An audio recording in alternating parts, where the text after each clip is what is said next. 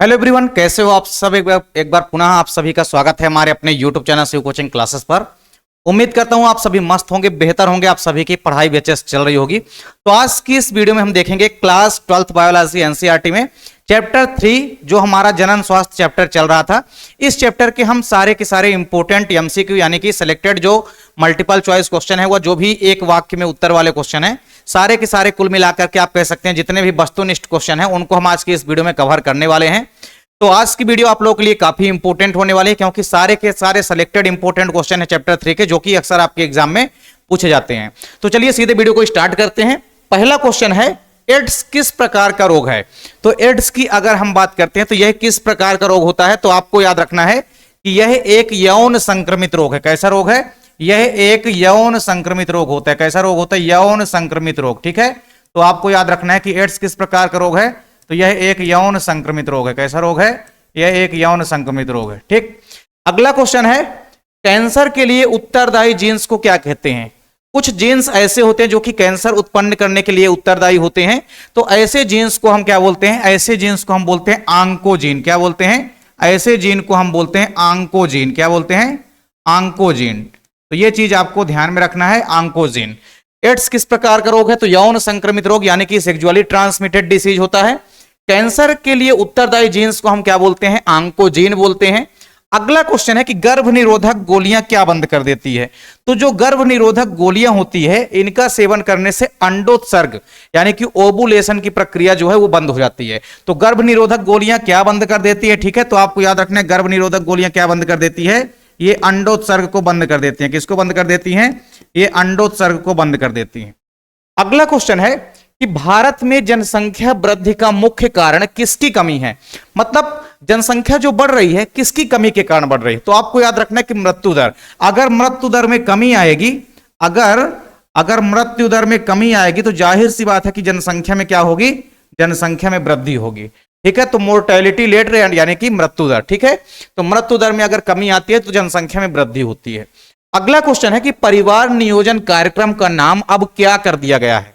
तो परिवार नियोजन कार्यक्रम जो था इसका नाम बदल करके अब कर दिया गया है क्या? परिवार कल्याण कार्यक्रम। ठीक है, तो आपको याद रखना है परिवार कल्याण कार्यक्रम। ठीक है, तो परिवार नियोजन कार्यक्रम का नाम बदल चुका है और इसका नाम क्या कर दिया गया है? परिवार कल्याण कार्यक्रम। ठीक है, परिवार कल्याण कार्यक्रम, परिवार कल्याण कार्यक्रम। यह चीज आपको ध्यान में रखना है। अगला क्वेश्चन है, आईयूसीडी का पूरा नाम आपको बताना है। तो आईयूसीडी का पूरा नाम आपका क्या हो जाएगा? आईयूसीडी का पूरा नाम होता है इंट्रा यूटेराइन। आई फार क्या हो जाएगा? इंट्रा। ठीक है, आई फार क्या हो जाएगा? इंट्रा। यू फार क्या हो जाएगा? यू फार हो जाएगा यूटेराइन। क्या हो जाएगा? यू फार हो जाएगा यूटेराइन, इंट्रा यूटेराइन। सी फार हो जाएगा कॉन्ट्रासेप्टिव। क्या हो जाएगा? सी फार हो जाएगा कॉन्ट्रासेप्टिव। ठीक है, कॉन्ट्रासेप्टिव। ठीक है, कॉन्ट्रासेप्टिव हो जाएगा, कॉन्ट्रासेप्टिव। और फिर डी फार क्या हो जाएगा? Device, device. तो इंट्रा यूटेराइन कॉन्ट्रासेप्टिव डिवाइस, इसको हिंदी में आप क्या बोल सकते हैं? अंतरगर्भाशयी निरोधक युक्तियां। क्या बोलते हैं? अंतरगर्भाशयी निरोधक युक्तियां या इंट्रा यूटेराइन कॉन्ट्रासेप्टिव डिवाइस। अगला क्वेश्चन है, भारत का सबसे ज्यादा जनसंख्या वाला राज्य कौन सा है। ऐसा कौन सा स्टेट या कौन सा राज्य है भारत का जिसकी जनसंख्या सबसे ज्यादा है? तो आपको याद रखना है राइट आंसर यूपी। यूपी यानी उत्तर प्रदेश। ठीक है, तो आपको याद रखना है उत्तर प्रदेश। ठीक है, तो Uttar Pradesh is the correct answer. Screenshot भी अगर आप लोग लेना चाहते हैं तो आप लोग आसानी से स्क्रीनशॉट इसका ले सकते हैं। अब बात करते हैं अगले क्वेश्चन की। तो अगला क्वेश्चन है, लैंगिक संपर्क से होने वाले 2 रोगों के नाम बताना है। कितने रोगों के? केवल 2 रोगों के नाम बताना है जो कि लैंगिक संपर्क के माध्यम से फैलते हैं, मतलब यौन क्रियाओं के माध्यम से फैलते हैं। तो आप कोई भी 2 इंपोर्टेंट रोग लिख सकते हैं। ठीक है, आप लिख सकते हैं सिफिलिस। क्या लिख सकते हैं आप लोग लिख सकते हैं सिफिलिस। तो सिफिलिस रोग आप लोग लिख सकते हैं। इसके अलावा आप लोग क्या लिख सकते हैं? गोनोरिया लिख सकते हैं। ठीक है, आप लोग गोनोरिया रोग लिख सकते हैं। गोनोरिया लिख सकते हैं आप लोग, गोनोरिया लिख सकते हैं। ठीक है, सिफिलिस रोग को हम क्या बोलते हैं? सिफिलिस रोग को हम उपदंश भी बोलते हैं। क्या बोलते हैं? सिफिलिस रोग को हम उपदंश रोग भी बोलते हैं। जबकि गोनोरिया रोग को हम क्या बोलते हैं? सुजाक भी बोलते हैं। क्या बोलते हैं? सुजाक। तो ये दोनों नाम आप लोग लिख सकते हैं। आप लोग एड्स भी यहां पे लिख सकते हैं, ठीक है, क्योंकि एड्स भी क्या है, यौन संक्रमित रोग है। तो कोई भी दो आपसे पूछा गया है लैंगिक संपर्क से होने वाले दो रोग, तो आप सिफिलिस लिख सकते हैं और आप क्या लिख सकते हैं, आप गोनोरिया लिख सकते हैं। इसके अलावा आप लोग एड्स भी लिख सकते हैं, ठीक। अगला क्वेश्चन है मानव जनसंख्या वृद्धि का सिद्धांत किसने दिया? तो मानव जनसंख्या वृद्धि का सिद्धांत आपको बताना है किसने दिया, ठीक है। तो आपको याद रखना है थॉमस आर माल्थस। किसने दिया था? थॉमस आर माल्थस ने। थॉमस आर माल्थस ने। थॉमस आर माल्थस, तो इन्होंने दिया था जनसंख्या वृद्धि का सिद्धांत, ठीक है। थॉमस आर माल्थस ने दिया था। अगला क्वेश्चन है HIV का आपको पूरा नाम बताना है। किसका पूरा नाम बताना है? आपको HIV का पूरा नाम बताना है, ठीक है। तो HIV एक वायरस होता है जिसके कारण ही एड्स रोग होता है। तो HIV का पूरा नाम आपको क्या याद रखना है? Human immuno. HIV का पूरा नाम क्या हो जाएगा? Human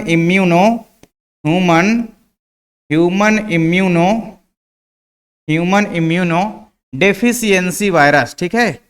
human immuno deficiency virus, human immuno deficiency virus. तो ये होता है HIV का पूरा नाम। तो HIV का पूरा नाम क्या हो गया? ह्यूमन इम्यूनो डेफिशिएंसी वायरस, ठीक है। ह्यूमन इम्यूनो डेफिशिएंसी वायरस, ठीक है। तो ये आपको नोट कर लेना है। अगला क्वेश्चन है एड्स का पूरा नाम बताना है। किसका पूरा नाम बताना है? एड्स का पूरा नाम बताना है, ठीक है। तो आपको एड्स का पूरा नाम नोट कर लेना है। एड्स का पूरा नाम क्या होता है? एड्स का पूरा नाम होता है एक्वायर्ड इम्यूनो डेफिशिएंसी सिंड्रोम। क्या होता है? एक्वायर्ड इम्यूनो डेफिशिएंसी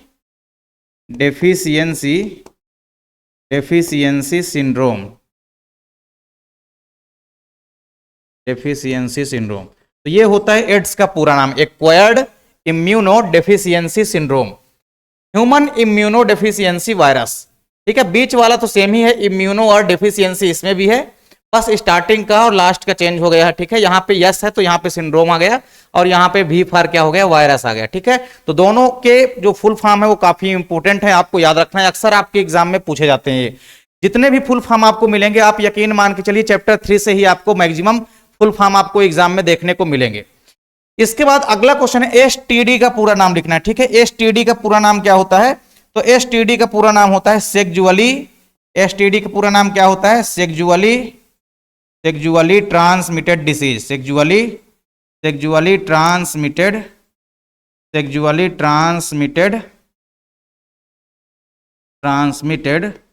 डिसीज, ठीक है। सेक्सुअली ट्रांसमिटेड डिसीज,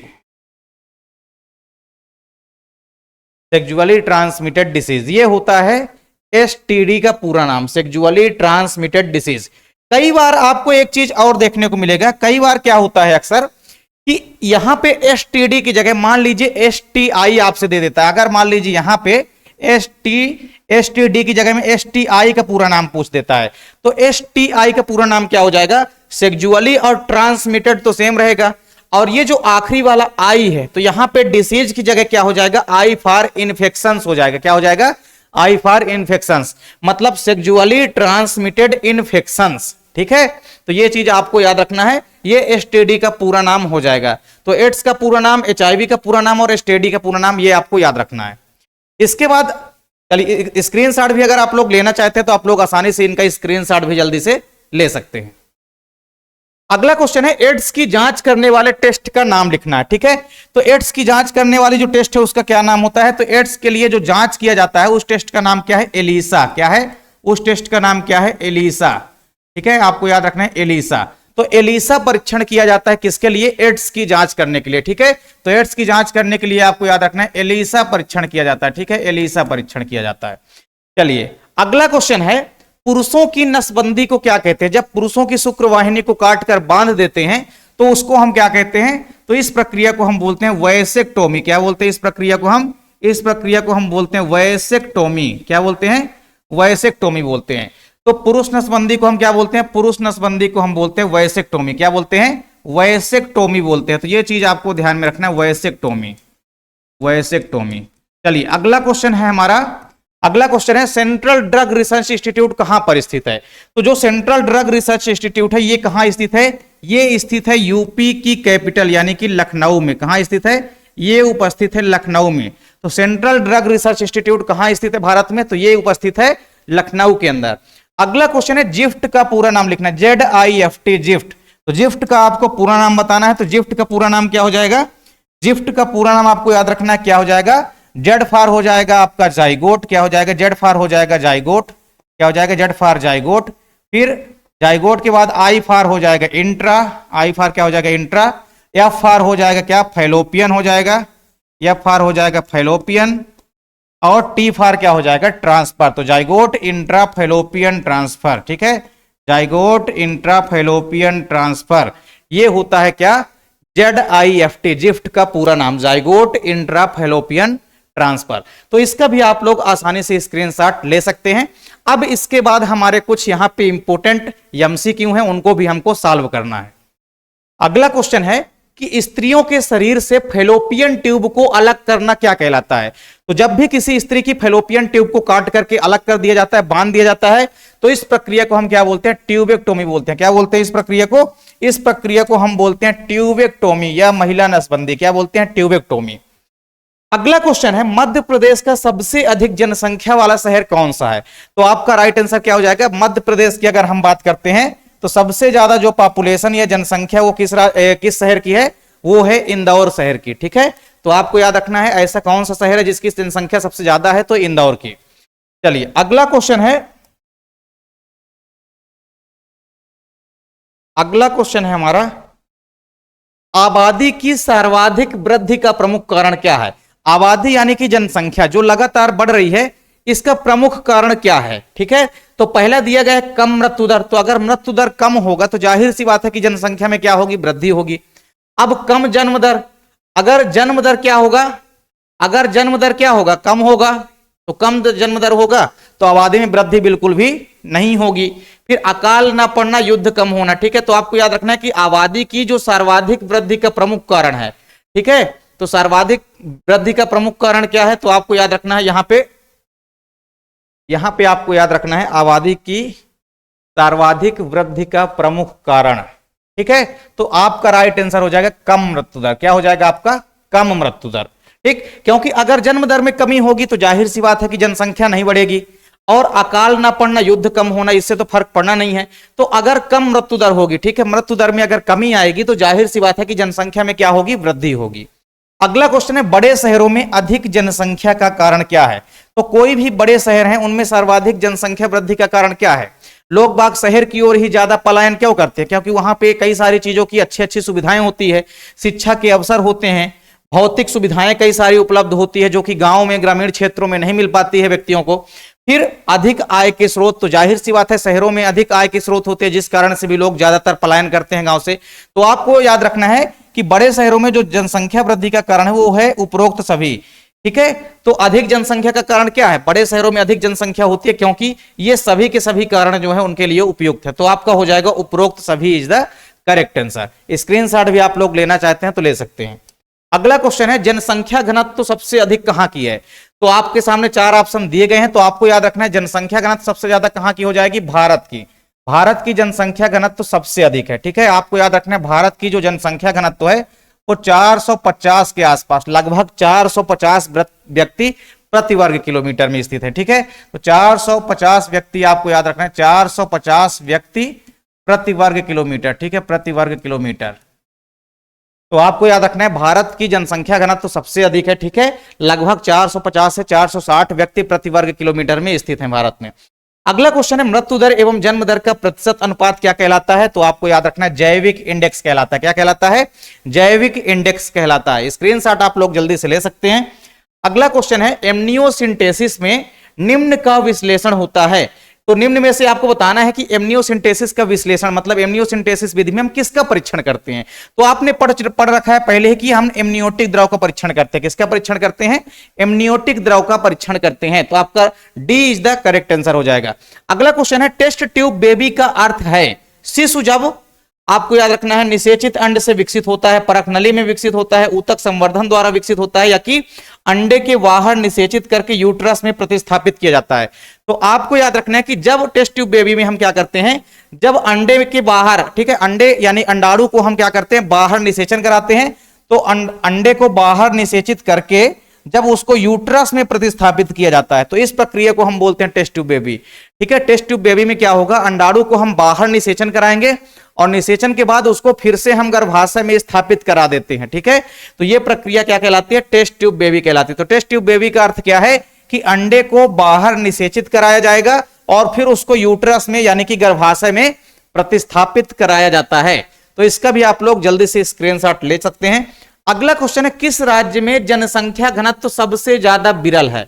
सबसे ज्यादा विरल जनसंख्या घनत्व पूछा गया है। तो आपको याद रखना है अरुणाचल प्रदेश एक ऐसा राज्य है भारत में जिसका जनसंख्या घनत्व जो है सबसे ज्यादा विरल है। क्या है, सबसे अधिक विरल। विरल मतलब दूर दूर व्यक्ति जो है स्थित होते हैं। ठीक है, तो विरल का मतलब क्या है कि यहाँ की जो जनसंख्या घनत्व है बहुत कम है, लगभग 16 से 17 व्यक्ति जो है प्रति वर्ग किलोमीटर है अरुणाचल प्रदेश की। तो ये पॉइंट आपको याद रखना है। अगला क्वेश्चन है, एमनियोसिंथेसिस का उपयोग किसकी पहचान के लिए किया जाता है? तो एमनियोसिंथेसिस जो विधि है इसकी पहचान किसके लिए की जाती है? तो आपको याद रखना है भ्रूण का कोई अगर अनुवांशिक रोग है, अगर भ्रूण का कोई अनुवांशिक रोग है तो उसका हम पता लगा सकते हैं। ठीक है, तो आपका ऑप्शन नंबर सी क्या हो जाएगा, करेक्ट आंसर हो जाएगा। अगला क्वेश्चन है, यौन संक्रमित रोग किसके कारण होते हैं? तो यौन संक्रमित रोग जो होते हैं वो वायरस के कारण भी होते हैं, जैसे एड्स जो है ये वायरस के कारण होने वाला रोग था। फिर जीवाणु और प्रोटोजोआ, तो जीवाणुओं के कारण भी कई सारे यौन संक्रमित रोग होते हैं, जैसे आपने पढ़ा भी है गोनोरिया और सिफिलिस। इसके बाद प्रोटोजोआ, तो एक और रोग होता है ट्राइकोमोनियासिस और ये होता है प्रोटोजोआ के कारण। तो कुल मिलाकर के यौन संक्रमित रोग जो हैं ये विषाणु, जीवाणु और प्रोटोजोआ तीनों के कारण हो सकते हैं। तो आपका ऑप्शन डी यानी कि उपरोक्त सभी आपका क्या हो जाएगा, करेक्ट आंसर हो जाएगा। अगला क्वेश्चन है, जन्म नियंत्रण की एक विधि है। तो जन्म नियंत्रण की विधि कौन सी है? तो आपको याद रखना है कि जन्म नियंत्रण की जो विधि है वो है आईयूडी। आईयूडी क्या है? ये जनसंख्या नियंत्रण के लिए अपनाई जाने वाली विधि है। आईयूडी मतलब इंट्रा यूटेराइन डिवाइस। इस डिवाइस को गर्भाशय के अंदर स्थापित कर दिया जाता है जिससे कि अंडाणु शुक्राणु नहीं मिल पाते हैं। आईवीएफ, जिफ्ट और गिफ्ट ये तीनों सहायक जनन तकनीकी हैं। ठीक है, आपको याद रखना ये तीनों जो है ये तीनों सहायक जनन तकनीकी हैं, यह सहायक प्रजनन तकनीकें हैं। जिनके बच्चे नहीं हो रहे हैं, बंधता की शिकार अगर कोई महिला है तो उसके लिए इन तकनीकों का उपयोग किया जाता है, आईवीएफ, जिफ्ट और गिफ्ट। ठीक है, तो ये तो सहायक जनन तकनीकें होती है, ये सहायक जनन तकनीकें हैं। जबकि आईयूडी जो होती है यह जन्म नियंत्रण की क्या है, एक विधि है। तो ये पॉइंट भी आपको नोट कर लेना है। अगला क्वेश्चन है, अंतरराष्ट्रीय जनसंख्या दिवस कब मनाया जाता है? तो अंतरराष्ट्रीय जनसंख्या दिवस तो हमने अभी मनाया है। कब मनाया है? 11 जुलाई को मनाया। कब मनाया हमने? 11 जुलाई को जनसंख्या दिवस मनाया जाता है। ठीक है, वो भी अंतरराष्ट्रीय जनसंख्या दिवस। अगला क्वेश्चन है, निम्न में से पुरुषों से संबंधित है। तो पुरुषों से संबंधित क्या है? तो आपको याद रखना है कि वैसेक्टोमी जो है पुरुषों से संबंधित है। वैसेक्टोमी बोलते हैं हम पुरुष की नसबंदी को। इसके अलावा अगर आप देखेंगे तो ट्यूबेक्टोमी का संबंध महिला से होता है। आईयूसीडी भी एक डिवाइस होती है जिसको महिला के गर्भाशय में स्थापित करते हैं, मतलब ये भी महिलाओं से संबंधित है। ट्यूबेक्टोमी भी महिलाओं से संबंधित है। तो हमारा राइट आंसर क्या हो जाएगा? वैसेक्टोमी, ये पुरुषों से संबंधित है। तो हमने यहां पे आप लोग देख सकते हैं 30 इंपोर्टेंट क्वेश्चन आपको कवर कराए हैं चैप्टर 3 के। तो उम्मीद करता हूं कि सारे के सारे क्वेश्चन आपको समझ में आ गए होंगे। अगर आपको किसी भी क्वेश्चन में डाउट है तो आप लोग कमेंट सेक्शन में बता सकते हैं। उम्मीद करता हूं आपको वीडियो पसंद आई होगी। वीडियो अच्छी लगे तो आप लोग लाइक कमेंट जरूर करें। साथ ही साथ अपने दोस्तों के बीच भी आप लोग ज्यादा से ज्यादा वीडियो को शेयर करें। मिलते हैं आप लोगों से नेक्स्ट वीडियो में, तब तक के लिए जय हिंद, वंदे मातरम।